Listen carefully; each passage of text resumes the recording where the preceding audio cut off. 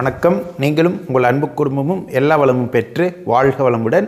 நான் சத்யதேவ் ரோஷன் பேசுகிறேன். இன்றைக்கி ஒரு முக்கியமான டாபிக் நம்ம பார்க்க போகிறோம். நம்மளோட தலையெழுத்தை மாற்றக்கூடிய ஒரு அற்புதமான விஷயத்தை நம்ம பார்க்க போகிறோம். நம்மளோட வாழ்க்கையில் வரக்கூடிய ஒவ்வொரு நிகழ்ச்சிகளுக்கும் யார் காரணம் அப்படின்னா நம்ம தான் காரணம். நம்மளும் முன்னோர்களும் செஞ்ச பாவ புண்ணிய கணக்குப்படி தான் நம்ம வாழ்க்கையில் எல்லாம் நடந்துட்டுருக்கு. அந்த நிகழ்ச்சிகளை யார் மூலிமா நடத்திட்டு இருக்காங்க இறைவன் அப்படின்னு பார்த்தீங்கன்னா கிரகங்கள் மூலிமா தான் நடந்துட்டுருக்கும். நம்மளோட வாழ்க்கையில் ஒவ்வொரு நிகழ்ச்சிகளுக்கும் ஒவ்வொரு தன்மைக்கும் ஒவ்வொரு கிரகத்திலேருந்து வர ஆற்றல்கள் தான் காரணமாக இருக்குது. இப்போ முதல்ல நமக்கும் கிரகங்களுக்கும் என்ன தொடர்பு அப்படிங்கிறது கொஞ்சம் விளக்கமாக பார்க்கலாம். அதுக்கப்புறம் இந்த கிரகங்களோட எனர்ஜி நம்ம எப்படி ஈர்க்கிறது, அதை எப்படி பயன்படுத்திக்கிறதுங்கிறது நம்ம பார்க்கலாம். முதல்ல நம்ம பார்க்கக்கூடிய கிரகம் சூரிய பகவான். சூரிய பகவானிலிருந்து வெளிப்பட்டது தான் எல்லா கிரகங்களும். உயிரினங்களுக்கு எல்லாத்துக்குமே மூலம் ஆதி எதுன்னு பார்த்தீங்கன்னா சூரியன்லேருந்து வரக்கூடிய ஆற்றல் தான். சூரியன் நம்மளோட வாழ்க்கையில் வரக்கூடிய எல்லா நிகழ்ச்சிகளுக்குமே முக்கியமான பங்கு வகிக்கிறது.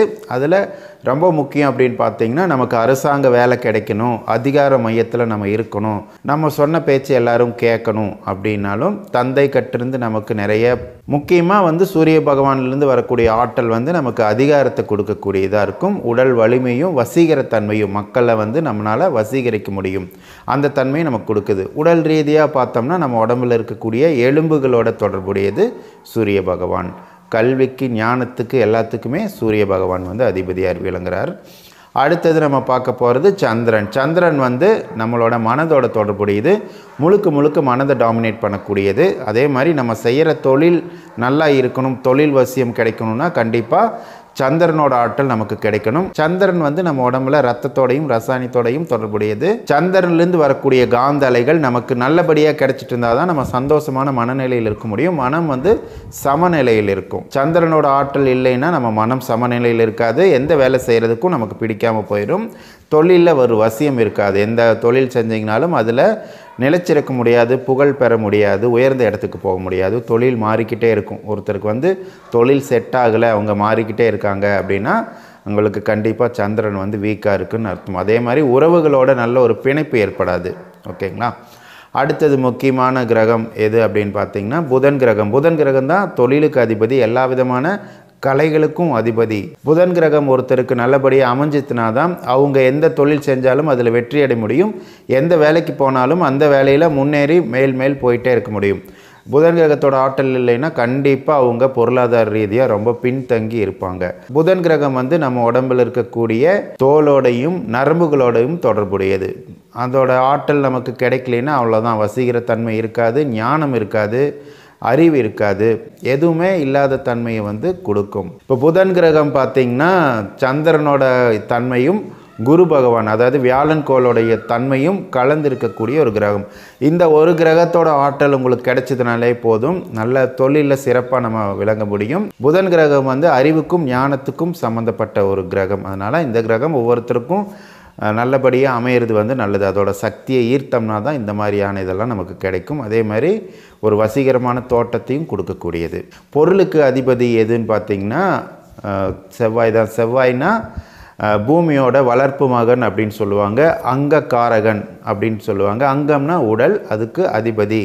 அப்போ உடல் ஆரோக்கியமாக இருக்கிறது, தேஜஸோடு இருக்கிறதுக்கும் வலிமையோடு இருக்கிறதுக்கும் செவ்வாய் கிரகம் தான் நமக்கு முக்கியமான கிரகம். அதிலிருந்து வரக்கூடிய காந்தலைகள் நமக்கு தைரியத்தையும் போராட்ட குணத்தையும் எந்த விதமான சூழ்நிலையும் சந்திக்கக்கூடிய ஆற்றலையும் கொடுக்கக்கூடியது. மன உறுதினாலே செவ்வாய் பகவான் தான். அடுத்தது செவ்வாய் கிரகம் பூமியோட வளர்ப்பு மகன் அப்படின்னு சொல்கிறனால நமக்கு பூமியில் சொத்து சுகமெல்லாம் கிடைக்கணும் அப்படின்னா உதாரணமாக வீடு, இடம், கார், பங்களா இந்த மாதிரி சொத்துக்கள்லாம் நிறைய இருக்கணும் அப்படின்னா நம்மக்கிட்ட நிலையாக இருக்கணும், அதில் எந்த பிரச்சனையும் இருக்கக்கூடாது அப்படின்னா செவ்வாய் கிரகத்திலேருந்து வர ஆற்றல் நமக்கு நல்லபடியாக கிடைச்சதுனா தான் நம்மளால் அதெல்லாம் அனுபவிக்க முடியும். அந்த செவ்வாய் கிரகத்தோட ஆற்றல் நமக்கு வீக்காக இருக்குன்னா கண்டிப்பாக நமக்கு சொத்து இருந்தாலும் அந்த சொத்து மூலிமா நமக்கு பிரச்சனை வந்துக்கிட்டு தான் இருக்கும். ஏதோ ஒரு பஞ்சாயத்து நடந்துக்கிட்டே தான் இருக்கும். அதனால் செவ்வாய் கிரகத்தோட ஆற்றல் நமக்கு நல்லபடியாக இருக்கிறது ரொம்ப முக்கியம். செவ்வாய் கிரகம் உடம்பில் இருக்கக்கூடிய எலும்பு மஜ்ஜையை உருவாக்கக்கூடியது. அடுத்தது இரத்தத்தில் இருக்கக்கூடிய சிவப்பு அணுக்களோட தொடர்புடையது. அடுத்து நம்ம பார்க்க போகிற கிரகம் வந்து சுக்கிரன்கிறது வெள்ளி கிரகம். இந்த கிரகத்திலிருந்து வர ஆற்றல் நம்மளோட உயிரணுவோட தொடர்புடையது. இந்த கிரகத்தோட ஆற்றல் நல்லபடியாக கிடைச்சதுனா தான் நம்மளால் சுகமாக இருக்க முடியும், வாழ்க்கையை என்ஜாய் பண்ண முடியும். அந்த கிரகத்திலேருந்து வர ஆற்றல் நமக்கு எல்லா விதமான விஷயங்களையும் சுலபமாக நமக்கு கொடுக்கக்கூடியது. ஒரு குதூகலமான ஆனந்தமான மனநிலையை நமக்கு கொடுக்கும். இந்த கிரகத்தோட ஆற்றல் சுக்கிரன் அப்படின்னாலே லக் அப்படின்னு வச்சுக்கலாம். புண்ணியத்தோட பிரதிபலிப்பு தான் சுக்கிரனோட ஆற்றல் ஒருத்தருக்கு நிறைய கிடைச்சிட்டு இருந்துச்சுன்னா அவங்களுக்கு புண்ணியம் நிறைய செஞ்சுருக்காங்க அப்படின்னு அர்த்தம். என்னதான் திறமை இல்லாத ஆளுகளாக இருந்தாலும் அவங்களுக்கு எல்லாமே நல்லபடியாக நடக்கும். வாழ்க்கை வந்து ஆனந்தமாக இருக்கும், சுலபமாக இருக்கும், ரொம்ப ஈஸியாக இருக்கும், ரொம்ப என்ஜாய் பண்ணக்கூடிய வாழ்க்கை அவங்களுக்கு அமையும். அடுத்து நம்ம பார்க்க போகிற கிரகம் வந்து வியாழன் கிரகம். இந்த கிரகத்திலேருந்து வர ஆற்றல் வந்து நமக்கு மூளை செல்களோட தொடர்புடையது. அறிவு சம்மந்தப்பட்ட கிரகம் தான் குரு பகவான்.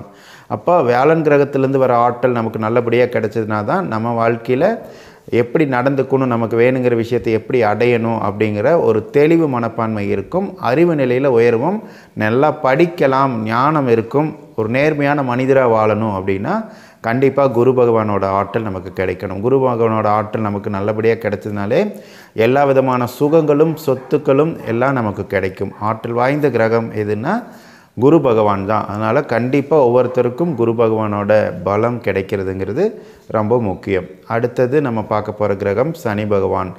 சனி பகவானுக்கு மட்டும்தான் ஈஸ்வரனோட பேரவே கூட சேர்த்திருப்பாங்க. அதனால் இந்த சனி பகவான் எல்லாத்துக்கும் தெரியும், எல்லாமே அது ஒரு பாவி கிரகம் அப்படின்னு சொல்கிறாங்க, பயப்படுறாங்க. உண்மையாலும் சனி பகவான் தான் நம்மளோட பாவ பதிவுகள்லேருந்து முழுக்க நம்மளை காப்பாற்றக்கூடிய ஒரு கிரகம். சனி பகவான்கிட்டேருந்து வர ஆற்றல் தான் நம்ம செஞ்ச கர்ம வினையோட பாதிப்புகள்லேருந்து நம்மளை காப்பாற்றக்கூடிய கிரகம். 7.5 சனி நடக்கும்போதும் அஷ்டம சனி நடக்கும்போது கண்டிப்பாக எல்லாத்துக்கும் பாதிப்பு வரும். அந்த சமயத்தில் என்ன நடக்கும்னா அந்த கிரகத்திலேருந்து வர ஆற்றலை ஈர்க்க முடியாமல் நமக்கு போயிடும்.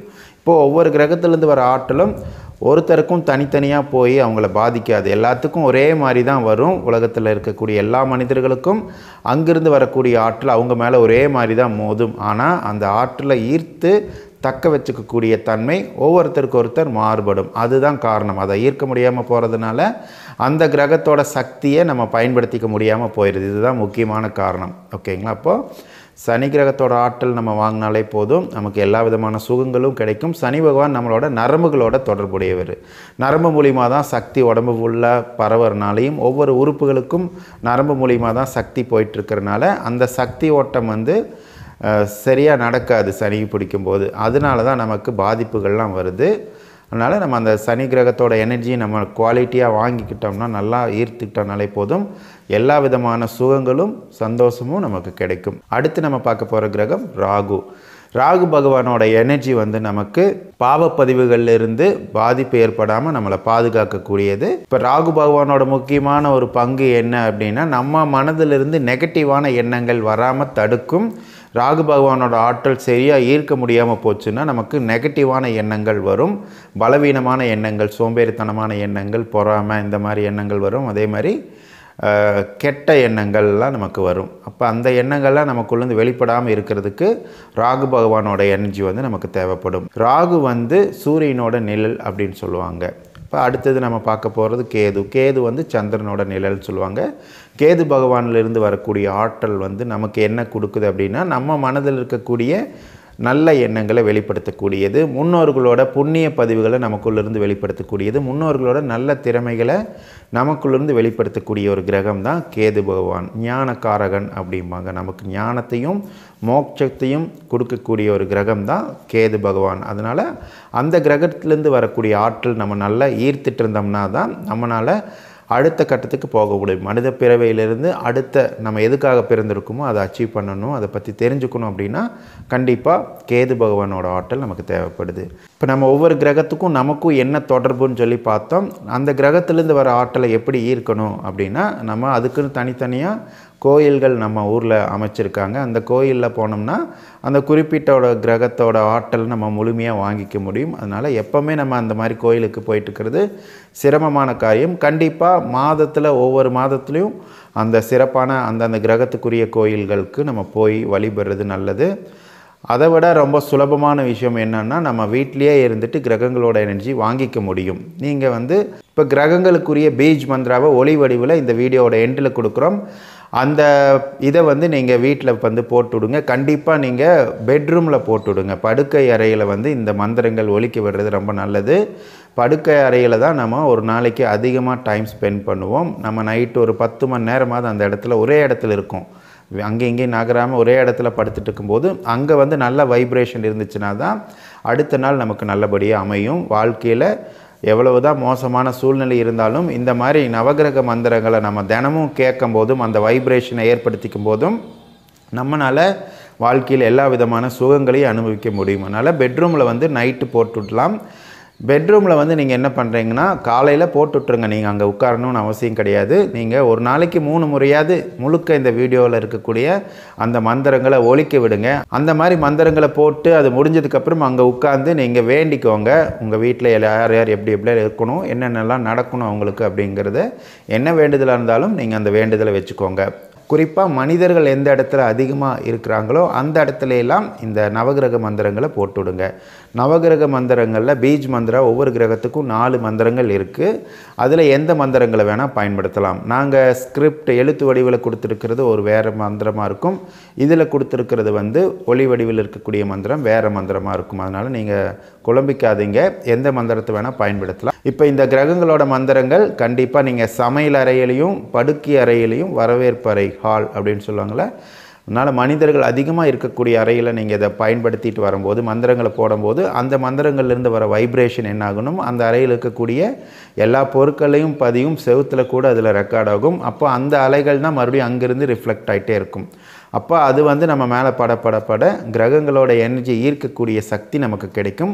ஒவ்வொரு கிரகத்தையும் ஈர்க்கக்கூடிய காந்த சக்தி உடம்புல நமக்கு நல்லா உற்பத்தி ஆகும். ஒவ்வொரு கிரகத்தோட எனர்ஜியும் நம்ம வீட்டுக்குள்ளே இருந்து வெளிப்பட்டுக்கிட்டு தான் இருக்கும். அதுக்கு தான் வாஸ்து அமைப்பு வந்து நமக்கு ஏற்படுத்தியிருக்காங்க. வாஸ்துப்படி வீட்டு நல்லா இருந்ததுன்னா நமக்கு எந்தவித ஜாதக தோஷம் இருந்தாலும் கழிஞ்சிரும். அதே மாதிரி நம்ம எந்தவித உயர்ந்த ஜாதகத்தோடு இருந்தாலும் வீடு வந்து வாஸ்துப்படி இல்லைன்னா கண்டிப்பாக நமக்கு நல்ல ஒரு பலன் வந்து கிடைக்காது. வாஸ்து பற்றி இந்த வீடியோவோட டிஸ்கிரிப்ஷனில் கொடுக்குறோம், அதை பார்த்து தெரிஞ்சுக்கோங்க. உங்களுக்கு நிறைய பிரச்சனை இருக்குது, தீராத பிரச்சனை இருக்குன்னா கண்டிப்பாக இடமாற்றம் வந்து ரொம்ப முக்கியம். அப்போது அந்த மாதிரி வாஸ்து கோளாறை கூட இந்த நவகிரக மந்திரங்களை நம்ம கேட்டுட்டு வரும்போது நமக்கு அது சரி பண்ணிக்க முடியும். இது வந்து வீட்டில் மட்டும்தான் நம்ம போட்டு கேட்கணுன்ட்டு இல்லை. நீங்கள் ஆஃபீஸ் வச்சுருந்தீங்கன்னா ஆஃபீஸ்லேயும் போட்டு விடுங்க. இந்த மந்திரங்களை நீங்கள் கேட்க வேண்டிய அவசியம் கிடையாது. அந்த வைப்ரேஷன் வந்து அங்கே இருக்கணும். அதுக்காக தான் நாங்கள் சொல்கிறோம். நீங்கள் காலையில் எழுந்திரிச்சு மெடிடேஷன் இது மாதிரிலாம் பண்ணுறீங்க அப்படின்னா இந்த மந்திரங்கள் அந்த இதில் போட்டுவிட்டு நீங்கள் பாட்டுக்கு அமைதியாக உட்காந்து அதை கேட்கலாம். நேரம் கிடைக்கும் போதெல்லாம் இந்த மந்திரங்களை கேளுங்க. கேட்டு முடிச்சதுக்கப்புறம் கண்டிப்பாக உங்களுக்கான வேண்டுதலை வந்து வைக்க தவறாதீங்க. ஓகேங்களா? இதை நீங்கள் தொடர்ந்து பண்ணிட்டு வந்தீங்கன்னா உங்கள் லைஃப்பில் எல்லா விதமான சுகங்களும் உங்களுக்கு கிடைக்கும். இந்த வீடியோ எண்டில் ஒளி வடிவில் இதை கொடுக்குறோம். கண்டிப்பாக அதை பாருங்கள், அதை ப்ளே பண்ணி விடுங்க. நீங்களும் உங்கள் அன்பு குடும்பமும் எல்லா வளமும் பெற்று வாழ்க வளமுடன். ஓம் ராம் ரீம் ரோம் சஹ சூர்யாய நமஹ. ஓம் ஸ்ராம் ஸ்ரீம் ஸ்ரோம் சஹ चंद्रमसे नमः. ओम क्रां क्रीं क्रों सह भौमाय नमः. ओम ब्रां ब्रीं ब्रौं सह बुधाय नमः. ओम ग्रां ग्रीं ग्रौं सह गुरुवे नमः. ओम द्रां द्रीं द्रौं सह शुक्राय नमः. ओम प्रां प्रीं प्रौं सह शनैश्चराय नमः. ओम भ्रां प्रीं प्रौं सह राहवे नमः. ओम श्रां श्रीं श्रौं सह केतवे नमः. ओम भ्रां प्रीं प्रौं सह सूर्याय नमः. ओम श्रां श्रीं श्रौं सह चंद्रमसे नमः. ओम क्रां क्रीं क्रों सह भौमाय नमः. ओम ब्रां ब्रीं ब्रौं सह बुधाय नमः. ओम ग्रां ग्रीं ग्रौं सह गुरुवे नमः. ओम द्रां द्रीं द्रौं सह शुक्राय नमः. ओम प्रां प्रीं प्रौं सह शनैश्चराय नमः. ॐ भ्रां प्रीं ब्रौं सः राहवे नमः। ॐ श्रां श्रीं श्रौं सः केतवे नमः। ॐ भ्रां प्रीं ब्रौं सः सूर्याय नमः। ॐ श्रां श्रीं श्रौं सः चन्द्रमसे नमः। ॐ क्रां क्रीं क्रौं सः भौमाय नमः। ॐ भ्रां प्रीं ब्रौं सः बुधाय नमः। ॐ ग्रां ग्रीं ग्रौं सः गुरवे नमः। ॐ द्रां द्रीं द्रौं सः शुक्राय नमः। ॐ प्रां प्रीं प्रौं सः शनैश्चराय नमः। ॐ भ्रां प्रीं ब्रौं सः राहवे नमः। ॐ श्रां श्रीं श्रौं सः केतवे नमः। ॐ भ्रां प्रीं ब्रौं सः सूर्याय नमः। ॐ श्रां श्रीं श्रौं सः चन्द्रमसे नमः। ॐ क्रां क्रीं क्रौं सः भौमाय नमः। ॐ भ्रां प्रीं ब्रौं सः बुधाय नमः। ॐ ग्रां ग्रीं ग्रौं सः गुरवे नमः। ॐ द्रां द्रीं द्रौं सः शुक्राय नमः। ॐ प्रां प्रीं प्रौं सः शनैश्चराय नमः। ॐ भ्रां प्रीं ब्रौं सः राहवे नमः। ॐ श्रां श्रीं श्रौं सः केतवे नमः। ॐ भ्रां प्रीं ब्रौं सः सूर्याय नमः। ॐ श्रां श्रीं श्रौं सः चन्द्रमसे नमः। ॐ क्रां क्रीं क्रौं सः भौमाय नमः। ॐ भ्रां प्रीं ब्रौं सः बुधाय नमः। ॐ ग्रां ग्रीं ग्रौं सः गुरवे नमः। ॐ द्रां द्रीं द्रौं सः शुक्राय नमः। ॐ प्रां प्रीं प्रौं सः शनैश्चराय नमः। ॐ भ्रां प्रीं ब्रौं सः राहवे नमः। ॐ श्रां श्रीं श्रौं सः केतवे नमः। ॐ भ्रां प्रीं ब्रौं सः सूर्याय नमः। ॐ श्रां श्रीं श्रौं सः चन्द्रमसे नमः। ॐ क्रां क्रीं क्रौं सः भौमाय नमः। ॐ भ्रां प्रीं ब्रौं सः बुधाय नमः।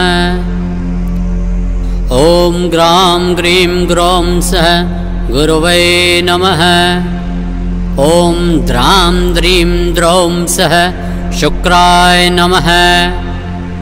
ॐ प्रां प्रीं प्रौं सः शनैश्चराय नमः। ॐ भ्रां प्रीं ब्रौं सः राहवे नमः। ॐ श्रां श्रीं श्रौं सः केतवे नमः। ॐ भ्रां प्रीं ब्रौं सः सूर्याय नमः। ॐ श्रां श्रीं श्रौं सः चन्द्रमसे नमः। ॐ क्रां क्रीं क्रौं सः भौमाय नमः। ॐ भ्रां प्रीं ब्रौं सः बुधाय नमः। ॐ ग्रां ग्रीं ग्रौं सः गुरवे नमः। ॐ द्रां द्रीं द्रौं सः शुक्राय नमः। ॐ प्रां प्रीं प्रौं सः शनैश्चराय नमः। ॐ भ्रां प्रीं ब्रौं सः राहवे नमः। ॐ श्रां श्रीं श्रौं सह केतवे नमः। ॐ ह्रां ह्रीं ह्रौं सह सूर्याय नमः। ॐ श्रां श्रीं श्रौं सह चन्द्रमसे नमः। ॐ क्रां क्रीं क्रौं सह भौमाय नमः। ॐ ब्रां ब्रीं ब्रौं सह बुधाय नमः। ॐ ग्रां ग्रीं ग्रौं सह गुरवे नमः। ॐ द्रां द्रीं द्रौं सह शुक्राय नमः। ॐ प्रां प्रीं प्रौं सह शनैश्चराय नमः। ॐ भ्रां प्रीं प्रौं सह राहवे नमः। ॐ श्रां श्रीं श्रौं सह केतवे नमः। ॐ ह्रां ह्रीं ह्रौं सह सूर्याय नमः। ॐ श्रां श्रीं श्रौं सह चन्द्रमसे नमः। ॐ क्रां क्रीं क्रौं सह भौमाय नमः।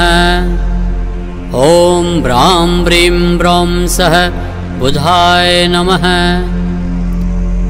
ॐ ग्रां ग्रीं ग्रौं सह गुरवे नमः।